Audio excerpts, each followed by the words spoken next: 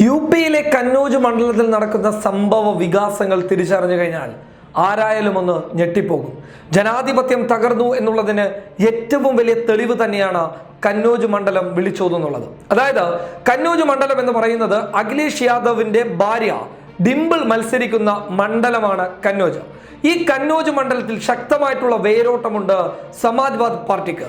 എന്നാൽ ഈ വേരോട്ടത്തെ ഇല്ലാതാക്കാനുള്ള ഒരു ശ്രമമാണ് യോഗി ആദിത്യനാഥിന്റെ ഗുണ്ടായിസത്തിലൂടെ അവിടുത്തെ പോലീസ് നടപ്പിലാക്കുന്നുള്ളത്.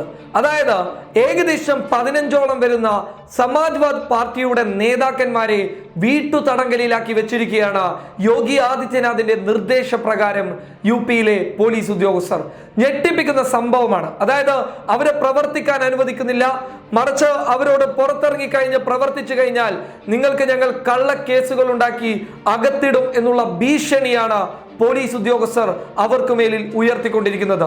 ഈ സാഹചര്യത്തിലാണ് അവിടുത്തെ എസ്.പിയുടെ സംസ്ഥാന അധ്യക്ഷനായിട്ടുള്ള നരേഷ് ഉദ്ധം പട്ടേൽ ഇലക്ഷൻ കമ്മീഷന് പരാതി നൽകുന്നത്. ആ പരാതിയിൽ കൃത്യമായി പറയുന്നുണ്ട്, അതായത് പോലീസ് ഉദ്യോഗസ്ഥർ ഭീഷണിപ്പെടുത്തുകയാണ് സമാജ്വാദ് പാർട്ടിയുടെ നേതാക്കന്മാരെ. അവരോട് പറയുന്നത്, നിങ്ങൾ BJPക്ക് വേണ്ടി പ്രവർത്തിച്ചില്ലെങ്കിൽ ശക്തമായിട്ടുള്ള തിരിച്ചടി ഞങ്ങളുടെ ഭാഗത്ത് നിന്നുണ്ടാകുമെന്ന രീതിയിലുള്ള ഭീഷണിയാണ്. അതായത് ഏകദേശം സമാജ്വാദ് പാർട്ടിയുടെ നേതാക്കന്മാരൊക്കെ വിശേഷിപ്പിക്കുന്നത് ജനാധിപത്യം തകർന്നു പോയി എന്നുള്ളതാണ്. യുപിയിൽ ജനാധിപത്യം ഇല്ലാതായിരിക്കുന്നു എന്നുള്ള രീതിയിലാണ് അവിടെയുള്ള സമാജ്വാദ് പാർട്ടിയുടെ നേതാക്കന്മാരൊക്കെ വിശേഷിപ്പിക്കുന്നുള്ളത്. താൻസീൻ സിദ്ദീഖി ഈ വിഷയത്തിൽ ശക്തമായിട്ടുള്ള പ്രതികരണം നടത്തിയിട്ടുണ്ട്. അദ്ദേഹം പറയുന്നത് യുപിയിൽ ഇപ്പോൾ നടക്കുന്നത് യോഗി ആദിത്യനാഥിന്റെ ഗുണ്ടായിസമാണ് എന്നുള്ളതാണ്. സംഭവം വലിയ വിവാദമായപ്പോൾ മാധ്യമങ്ങൾ പോലീസിന്റെ വിശദീകരണം തേടാൻ വേണ്ടിയിട്ട് കന്നോജിലെ ജില്ലാ പോലീസ് മേധാവിയായിട്ടുള്ള അമരേന്ദ്ര പ്രതാപ് സിംഗുമായി ബന്ധപ്പെട്ടപ്പോൾ പ്രതാപ് സിംഗ് കൃത്യമായ മറുപടി നൽകിയില്ല എന്ന് മാത്രമല്ല ഈ വിഷയത്തിൽ ഒരു മൗനം പാലിക്കുകയായിരുന്നു.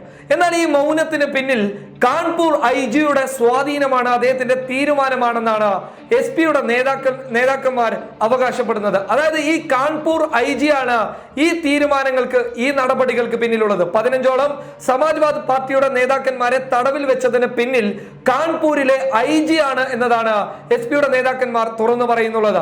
കാൺപൂർ IG എന്ന് പറയുന്നത് യോഗി ആദിത്യനാഥിന് വേണ്ടി എന്തും ചെയ്യാൻ തയ്യാറായി നിൽക്കുന്ന ഒരു ഉദ്യോഗസ്ഥൻ എന്ന നിലയിലാണ് അയാളെ സമാജ്വാദ് പാർട്ടിയുടെ നേതാക്കന്മാർ വിലയിരുത്തുന്നത്. ഇത് ജനാധിപത്യത്തെ വെല്ലുവിളിക്കുന്ന ഒരു വലിയ കാഴ്ച തന്നെയാണ്. അതുകൊണ്ട് കൃത്യമായിട്ടുള്ള പദ്ധതിയോട് കൂടി തന്നെ മുന്നോട്ട് പോവുകയാണ് സമാജ്വാദ് പാർട്ടിയുടെ നേതാക്കന്മാർ. അവരിപ്പോൾ ഇലക്ഷൻ കമ്മീഷനോട് കാര്യങ്ങൾ പറഞ്ഞതിന്റെ അടിസ്ഥാനത്തിൽ ഇലക്ഷൻ കമ്മീഷൻ ഉദ്യോഗസ്ഥരോട് വിശദീകരണം ചോദിച്ചിരിക്കുകയാണ്. News desk public Kerala.